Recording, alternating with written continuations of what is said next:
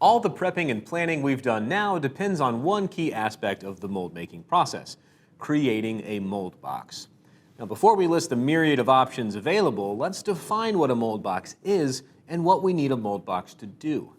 A mold box is a structure or container we pour our mixed silicone rubber into that contains our master. Our mold box holds our silicone rubber in place as it cures and defines the final shape of our silicone mold. Now, knowing what a mold box is, we can see that there are a few key things we'll need this mold box to do. Let's review the 3 common functions of a mold box. First, it does not leak out silicone. Second, it's easy to disassemble. And 3, it has the appropriate lifespan. Above all the other functions, the most important requirement of a mold box is that it doesn't leak. The entire reason we've constructed our mold box is to contain the silicone. And if it doesn't do that, well, then we're in trouble. A leaking mold box is a nightmare situation in mold making. The often long open time of our silicone rubber will allow our mold to slowly drain out, leaving us with no mold at all.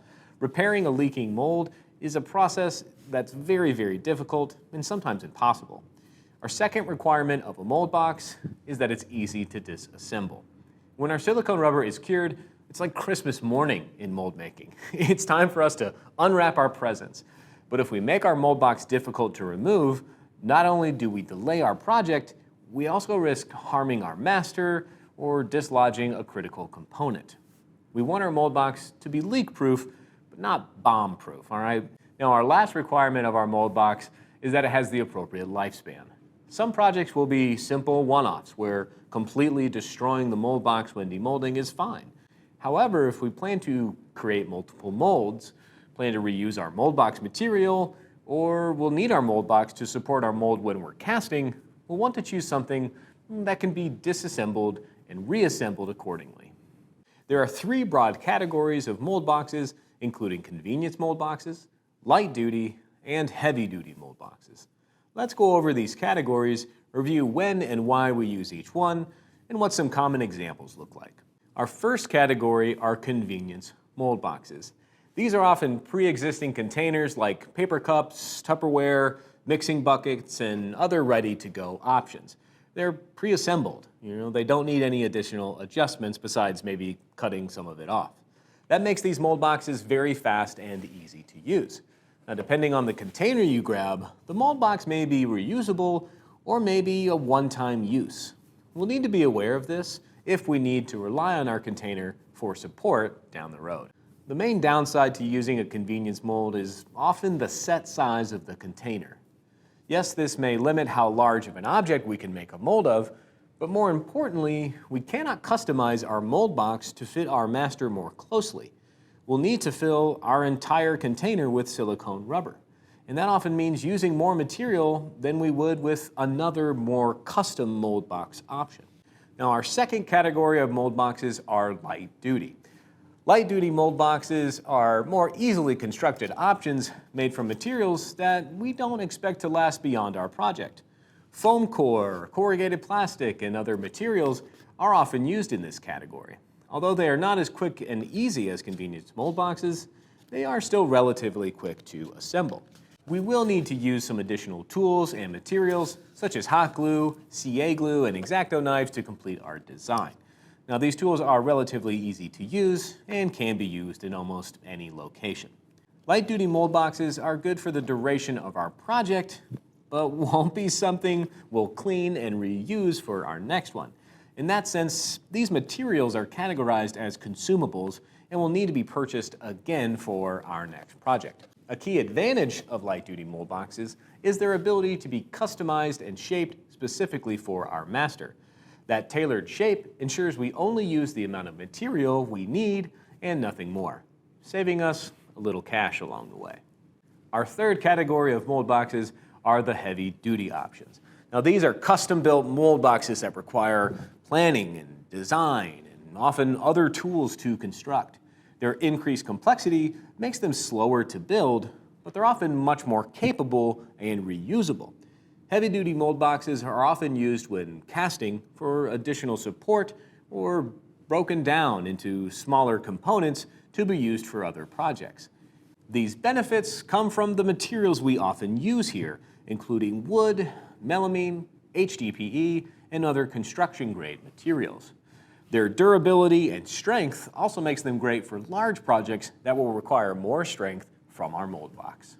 Mold making is a fairly unique discipline that requires some specific tools.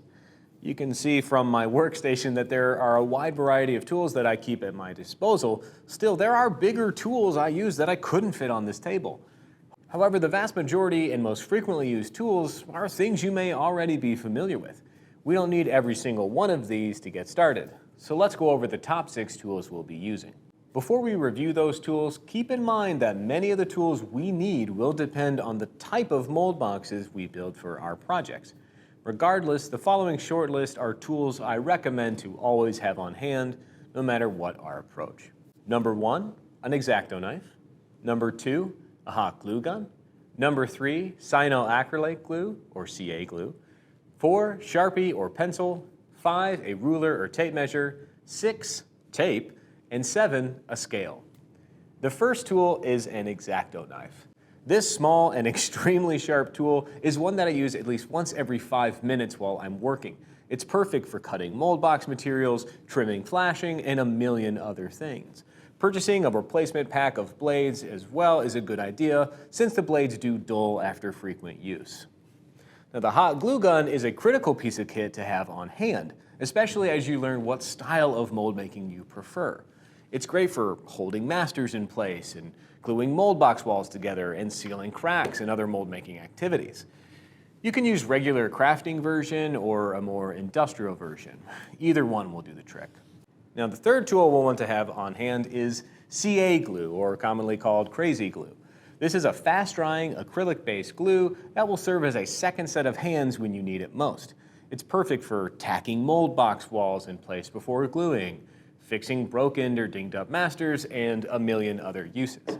I also recommend grabbing some accelerator to go with your CA glue. Accelerator causes the glue to instantly cure, freeing you from having to hold still for 30 seconds while the glue dries. Our fourth tool to have on hand is a good marking utensil like a Sharpie or pencil. Beyond the expected note-taking uses, a good marking utensil will be critical when we're marking cut lines, noting a master positioning on the outside of our mold, and of course, jotting down notes and measurements along the way. A fine point Sharpie marker and a mechanical pencil are my preferred marking utensils. I prefer the mechanical pencil since they don't require frequent sharpening to stay useful. This common twist bottom one works great, or the more fancy Pica markers will also work great as well. The fifth tool to make sure you have on hand is a measuring tape or a ruler. The measuring tool that makes the most sense for you will depend on the scale of your projects and the materials you use. For foam core and smaller projects, a ruler is great for both measuring and cutting along a straight line. A tape measure, however, will give us the flexibility we need when we use different materials for larger molds. Our sixth tool to have on hand is tape, specifically 2 different kinds of tape: common painter's tape and sheathing tape. Like our glues, tape is a great second set of hands, but its uses in our case extend beyond that. Painter's tape is gentle and doesn't leave any residue. This makes it a great choice for delicate operations. For example, putting a piece of painter's tape on the bottom of your master gives you a place to apply glue that won't permanently damage the original. Sheathing tape is a more durable, waterproof tape with a high amount of adhesion. It's a great option for sealing up porous surfaces that may come in contact with silicone or casting material. Its waterproof rating also means it's a great option for making your molds leak-proof, especially if you're reusing material. Now, you may be tempted to go for the middle-of-the-road option between sheathing tape and painter's tape, that lovely, lovely widely used tape we call duct tape. However, if you remember, vinyl is on the list of materials that causes cure inhibition. The outside material on most duct tape is vinyl, meaning we'd be setting ourselves up for issues down the road. Our seventh and last tool is a scale. Many silicone rubbers and casting materials need to be measured by weight in order to properly work. Having a scale on hand will make using weight-measured materials easy.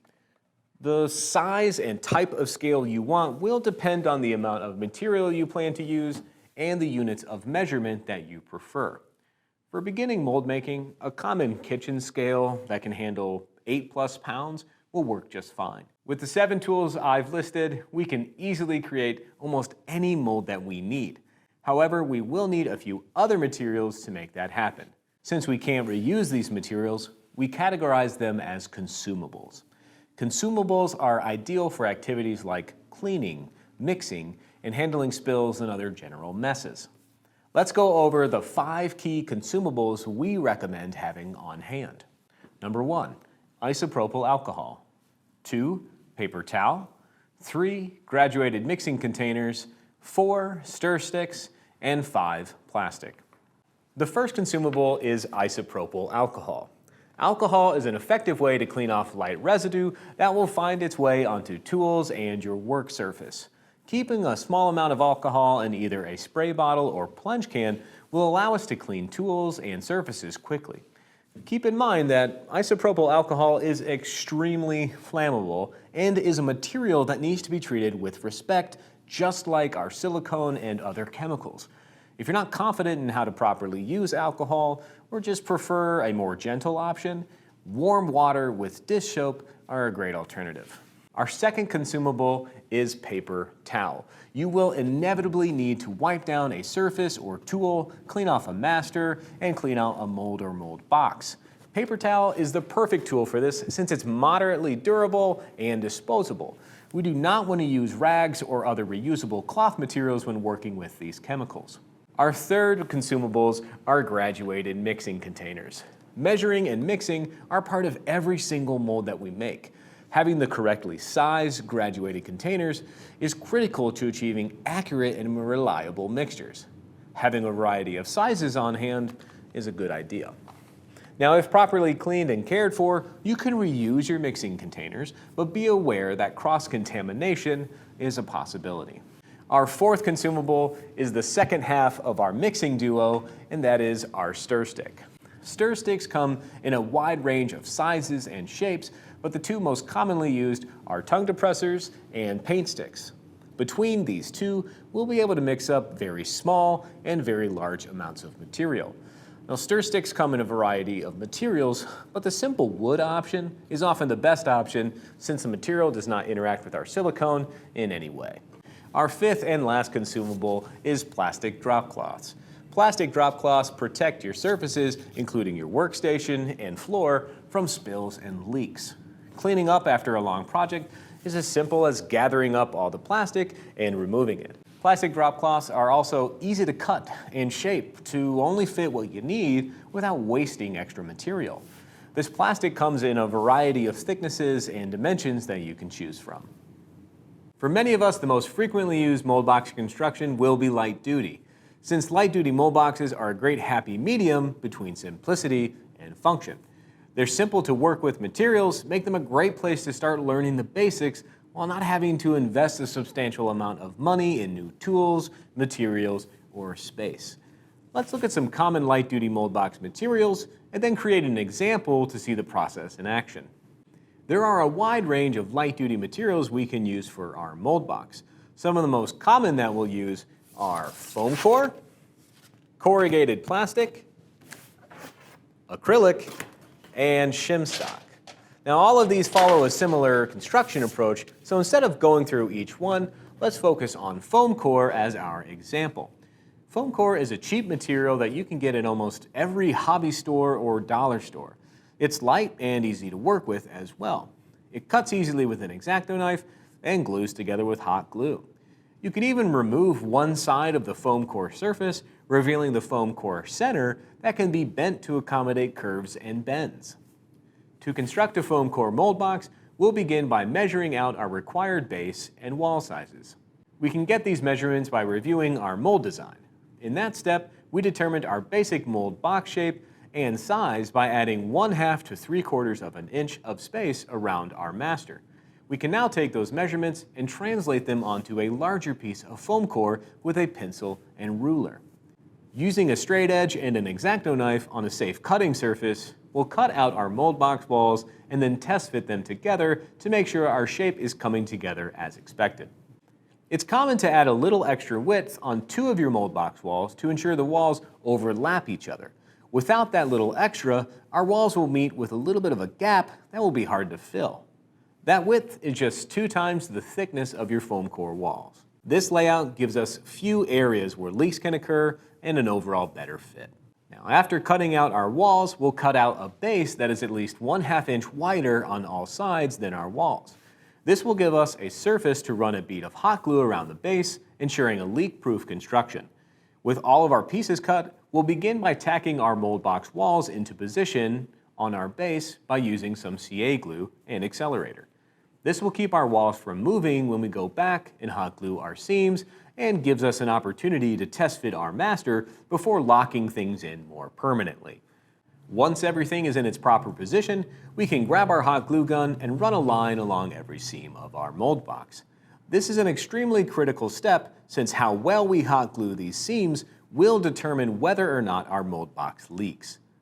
Moving slowly, paying attention to any missed spots or bubbles, and double checking your coverage are important steps to take for a leak-proof result.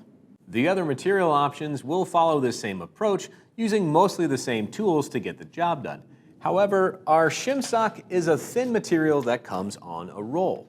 This material eliminates the need to cut out separate walls, instead allowing us to cut the required length and then shape it to fit our design before gluing our single vertical seam and base.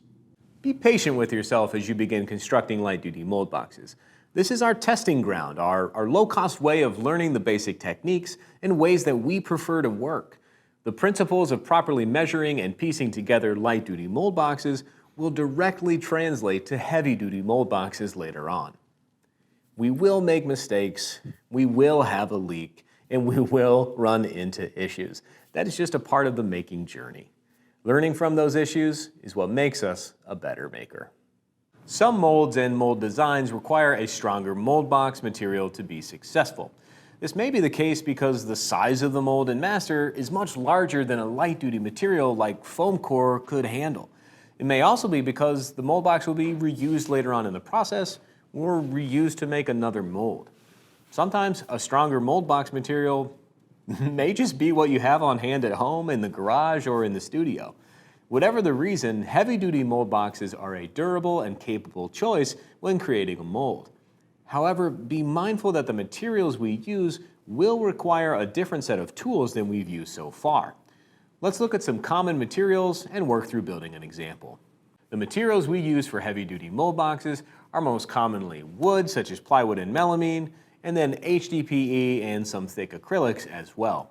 These materials' strength and rigidity make them perfect for handling the increased volumes and pressures we encounter with larger mold making. Each one can be specifically cut and secured to create a custom and tailored mold box that will work very well. Let's use a basic material such as plywood to create an example and review some of the basic steps. To construct our heavy-duty mold box, we'll follow the same principles we did in our light-duty construction. We'll start by reviewing our mold design to determine our desired dimensions and draw out our walls and base. Just like our light-duty construction, allowing for an overlap of the walls will give us a clean way to join our walls together. Instead of using a material like hot glue to join our walls, we'll be using screws or other mechanical fasteners to give ourselves a secure, leak-proof fit that is extremely strong. It's common practice to pre-drill where your screws will be placed to ensure our wood does not crack or split, compromising our mold box. Unlike our light-duty base, we do not need any extra width for glue. Instead, a flush base can be easily attached to our walls with screws. This approach also allows us to fix our master to our base before attaching our walls.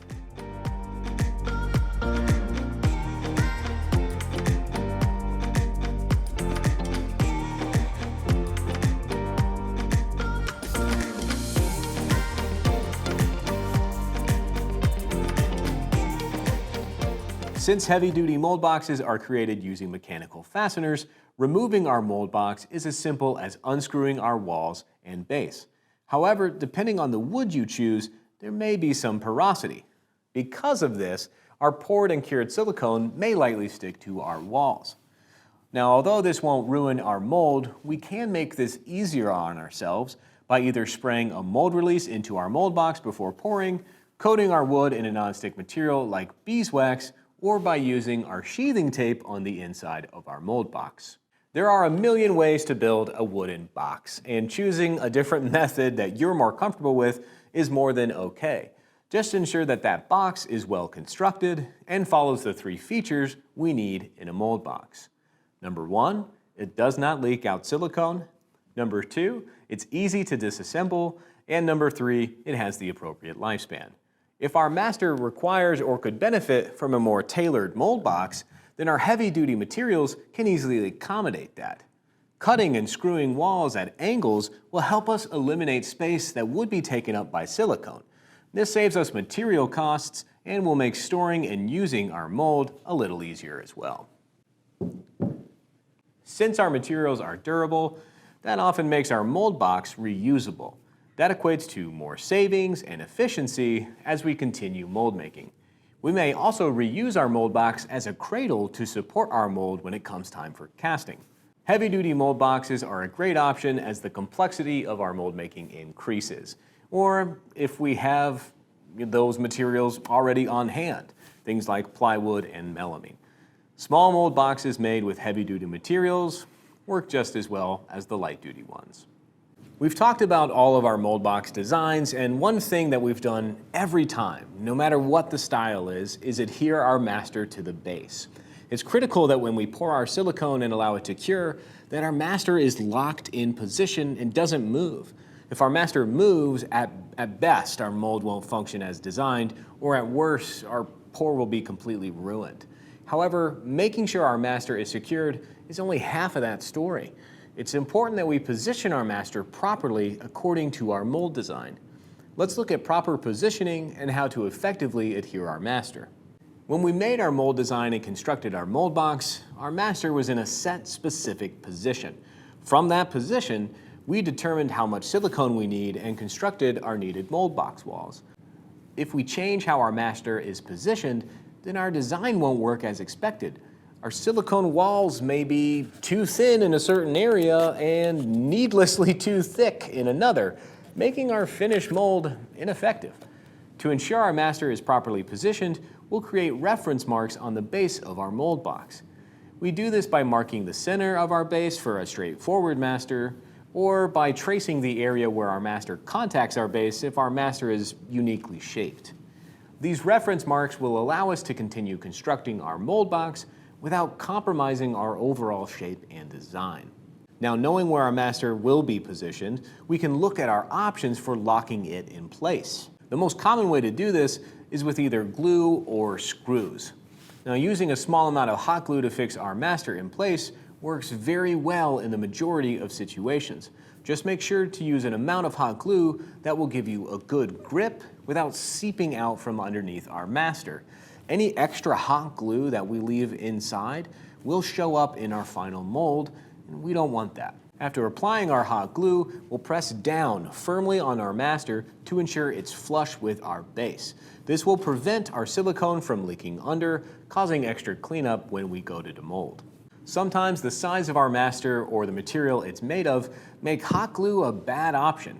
Either the pressures of a larger pour will overpower hot glue's holding capacity, or the material just won't properly stick to hot glue.